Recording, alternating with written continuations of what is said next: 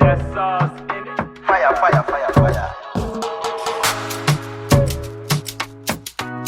I was saying to O off camera, this is our first guest on the H33 podcast. We've had a couple before, but I was saying we appreciate his time.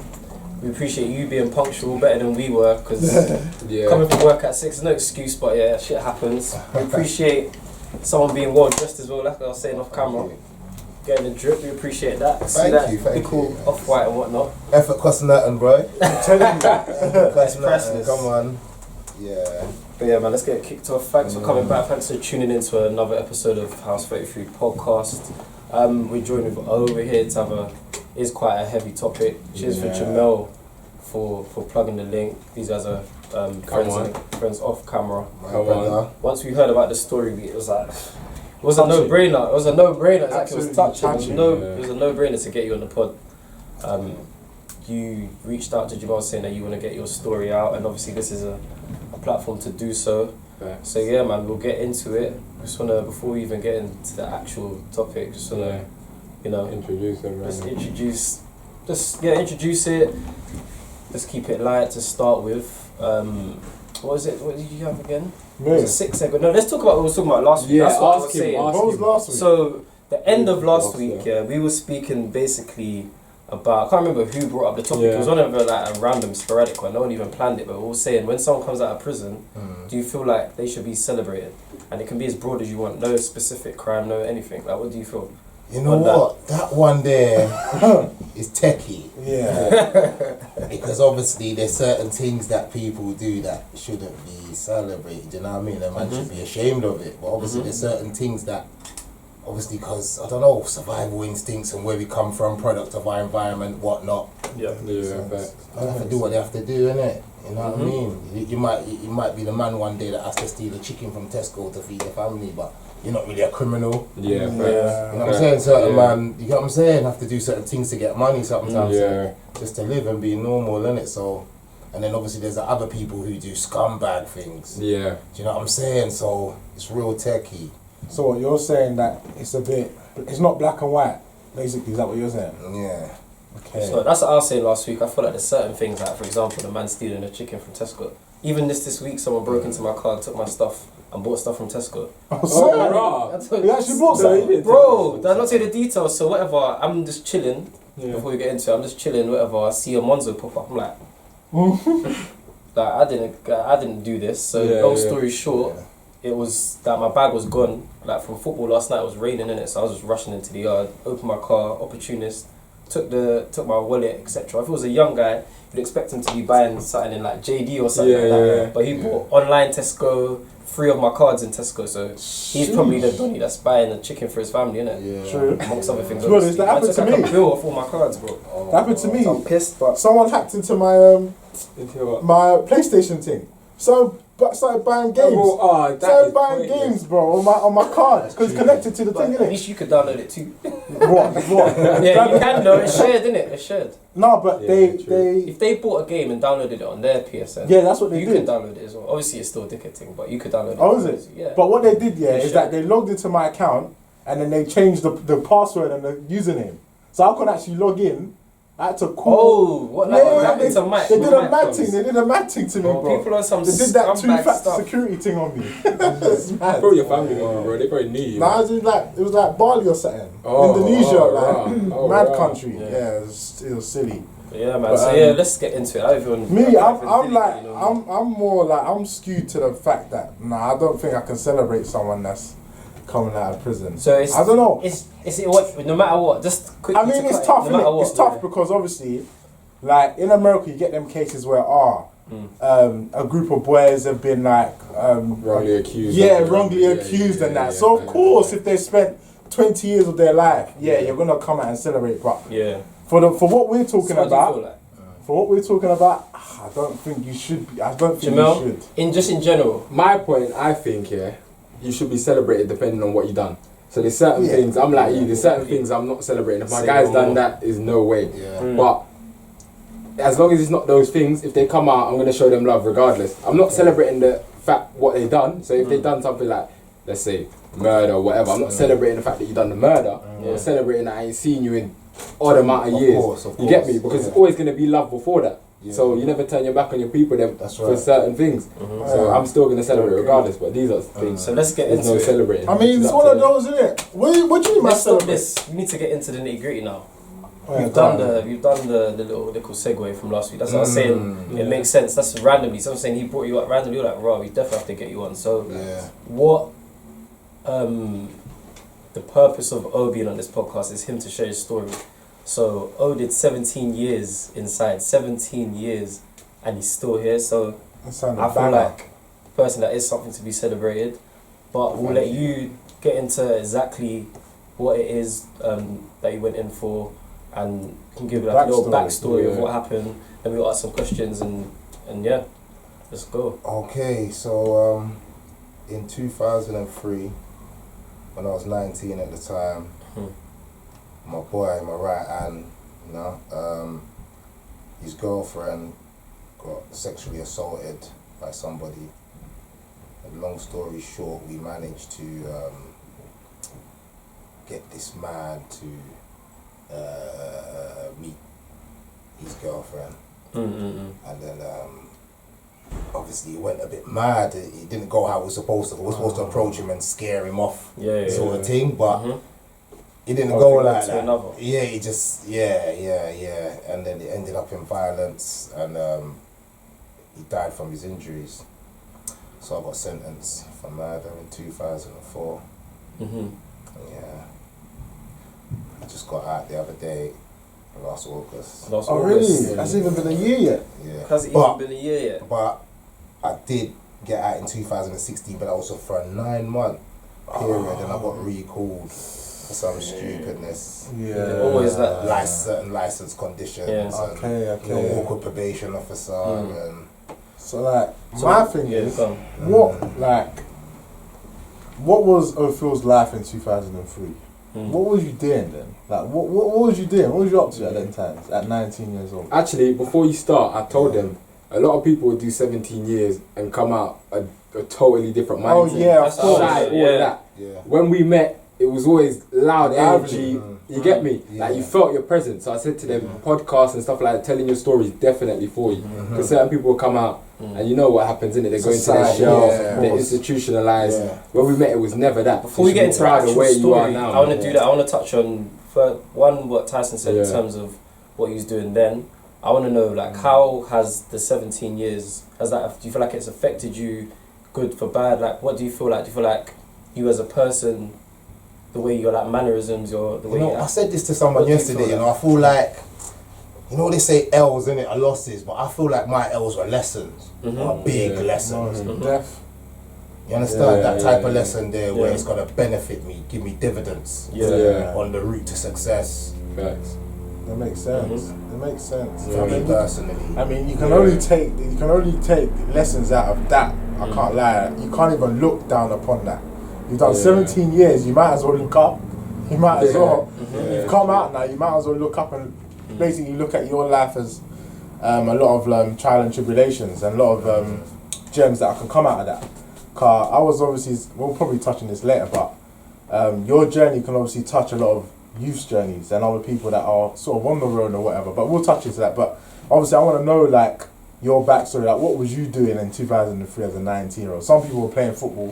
Some people were in school, whatever. So what was Ofill doing?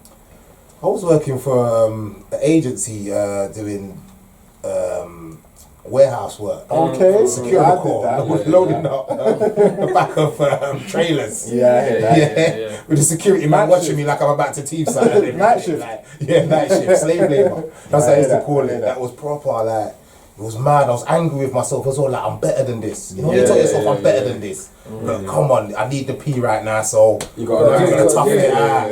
But I've always felt like that, and that's what kind of got me through jail as well. You know, I know I'm better than this. I know I can do something. You get me? I know my energy, and you get me? And you know what I mean? What I can do with, you know what I'm saying? My articulate self, and you know what I mean?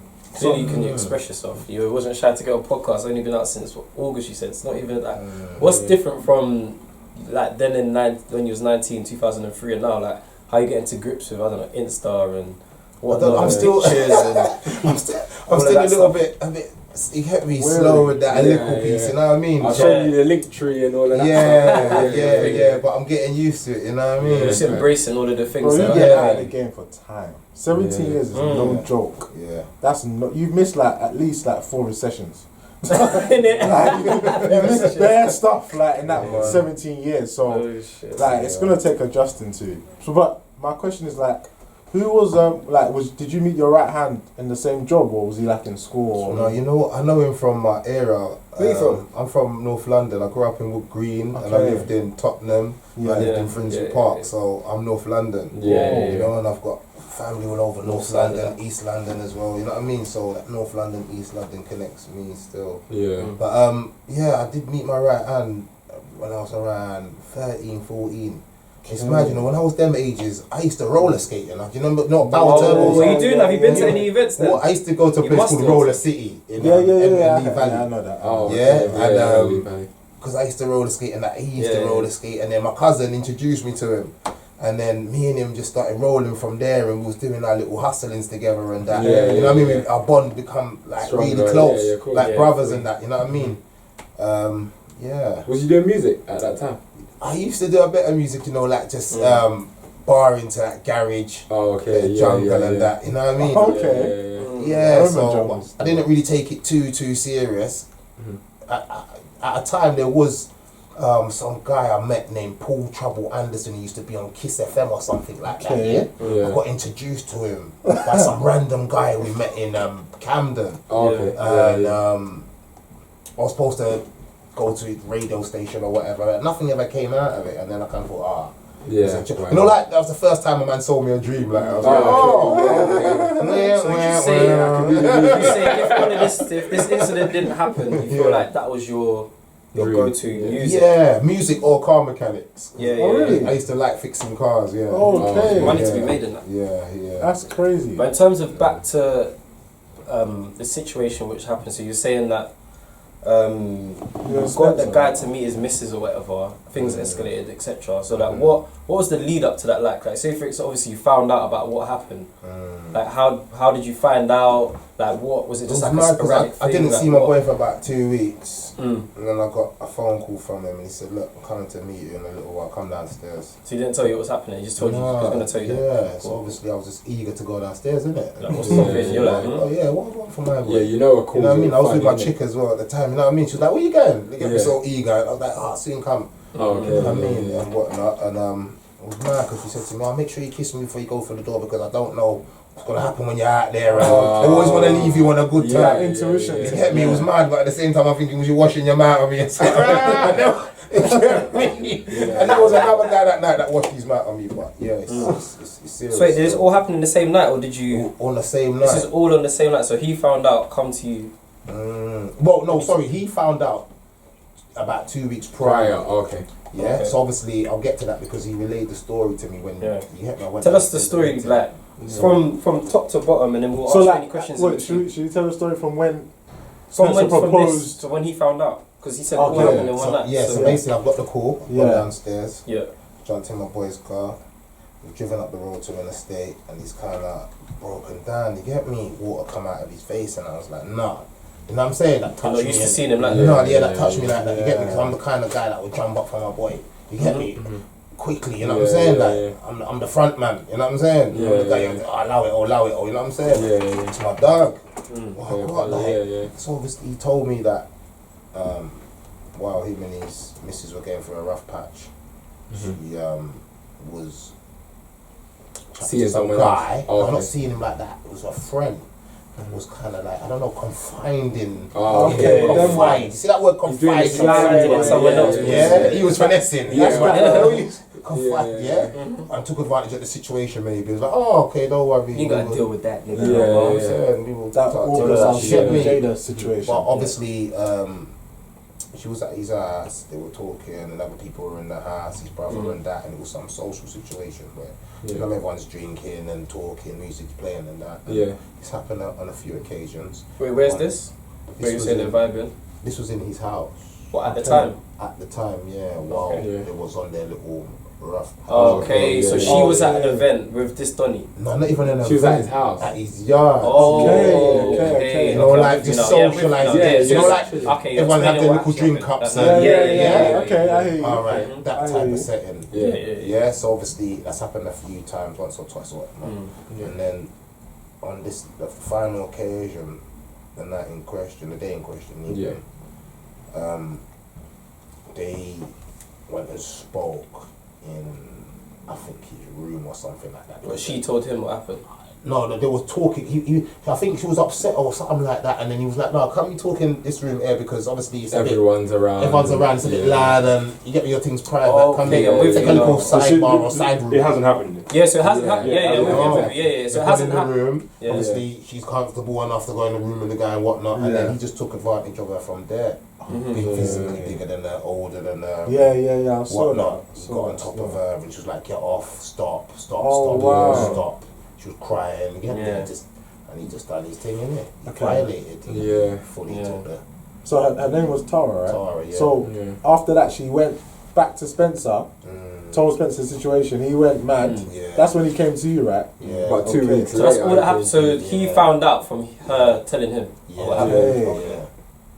Okay. Because that's why I was asking that, because everything what we read, I only read like 2 articles. They were saying the man just slept with her or whatever. So how did it wasn't saying that part. It was a bit big. Did you see the part about the condom in the pocket? Yeah. I saw that. Who that's what I was confused, because obviously I just heard Jamel's stories. Then I see that, I'm thinking, word. You can't believe everything you read. Yeah. On the other hand, she might be thinking, but the fact that she came to him, is that why he just, because he didn't hear it through the grapevine or whatever, he just believed what she said straight away? I guess. Yeah. Tara. Okay. I guess. Yeah. Because I don't understand. That's what I was saying. It's just weird that so like articles are like that. Did Spencer tell you? Hold on, pause there. You know what it is? You see with the media, and the court system. Bro, I know. When you go through trial experience. and you get convicted, they take that conviction story. Of course, and run with that. Okay. Is that what he was convicted of? Regardless whether you said not guilty, you've been found guilty of this story. Yes. So that's what is that's gonna be what, a that's what we're running as the press. And that's what they put out. Always do that to me. Regardless of what you say. So you never got to run your team not guilty. If we got not guilty, they would have run your story. But you got guilty, so the law says we're running that. Yeah. And how long? So it's happened now. So whatever, you found out because he's come down and spoke to you in the vehicle. So from then, that's what it was like. It's popping off. We need to go and do something about it. What happened from then? So from then, my boy wanted like further confirmation. Yeah. Because he's thinking this story's pokey. Yeah. So he's asked her, look, phone the guy and asking, why did you do that to me? Why did you violate whatnot and not stop that night there? So my boy was gonna derive from his response whether or not this is truth or not. Because obviously if a girl's saying to you, why did you? She could be telling the truth, she could be lying. You're gonna go, what are you talking about? The first thing we're gonna do is, what are you talking about? This is a big man in his 30s and that. So you're gonna go, what are you talking about? What do you mean, why didn't I stop? Why did you do that? And what? But he just mumbled some short little. We have to have a little brief intermission into the story. Yes, brother. This is Mike. Oh, Mike. Everyone's coming from. I'll spud you after. Let's spud them, bro. I'm trying to get into it. Yeah, we'll get back into it. It's a quick intermission, getting back in. So, how do you summarize? Actually, you know what? We'll go for you and after. So, like, continue. Yeah, continue. So what's happened is, my boy said, look, phone him and then asked him to. Yeah, why did he do that for you? And then obviously I'm going to see by his response whether this is true. What you're saying? It's a bit fishy. So he mumbled, and obviously he took that as a sign of guilt. I took it as a sign of guilt as well. I thought, why this guy? Energy. No, you can't. I know the energy. Yeah. So she said, look, come meet me later. Fall out with my boyfriend again. I'm not really talking to him. He doesn't know you're listening in. Nah. Okay. He's thinking he's come to get boom. Yeah. You understand? Okay. You understand? He's a madman. So anyway, he's come. And we're waiting in phone boxes with baseball bats each. And before that, quickly, did Spencer give you a plan of what he wanted to do? Yeah. What was the plan? Like, what did he say he wanted to do? See the plan. It was mad. He said, "Look, we're gonna go to my man. We're gonna approach him. We're gonna say, look, leave her alone. Okay. Stay away from her. In which maybe not so much them words. Yeah. You violate, stay away, and obviously do his car some damage. Yeah. Do his leg some damage. Okay. And leave it at that. Yeah. But what's happened is when we've come out the phone boxes, what we're hiding in. He see us coming and he grabbed Tara. Wow. So that was the pivotal moment there. That's when it changed. That's when everything changed. To me, it was like, you know, when the doctor hits you on your knee, you get a reaction. My reaction was get off of her. Yeah, that was. So I had to grab his arm and then lick him with the back with one hand. And so my boy's doing the same thing. Okay. These times he's leaning up on the bus stop trying to hold her still. He's taking a couple of licks. Then he's realised, you know what? I can't take no more conks. I've got to let her go. Wow. He's let her go. But now he's trying to disarm me. Okay. I can't have you disarming me. Yeah. Can anyone? No. You're a bit of a lump as well. No. So I'm swinging. These times I'm just hearing smash. Working it out, okay, the car's getting smashed. It's happening so quick. Yeah. And then he's dropped to one knee. I've run across the road and said, yo, let's go to my way. Yeah. I've run off up the road, dropped the bats in some bins. Yeah. I wish you didn't do that. It was a madness. It still happens. So it was just it was a madness. Everything. Yeah. So basically, I'll try and run through the story quick because I think we're just like halfway through it. So basically, obviously, you know what happened.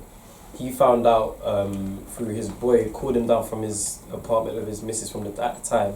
Said, "Come down. I need to speak to you. Something mad happened." His boy was crying, telling the story, which is out of character. Told him the story of what happened. So his missus got sexually assaulted. His boy found out that she got sexually assaulted from it was a house party, and it was a house party where it happened. That's where he got sexually assaulted, and then his boy spoke to his missus, told him what happened. Boom. Then obviously fast forward to them being in the whip, and then boom, fast forward to the night, and you heard the story basically. So that's basically how it happened, how it found out. One thing I missed out. Obviously, it's a bit booky when those kind of things happen because women saying that. The reason that it wasn't dodgy was because they got her to call the guy. Yeah. He spoke to her on the phone saying, "Why did this happen?" And he was moving a bit, like his voice was a bit all guilty and shaky, rather than we just had a normal night. But he's moving a bit, like not saying that. So clearly, when a man's moving a bit weird like that, you know he does something that he shouldn't. Body language. Not even that, exactly his voice quivering or whatever. So how long?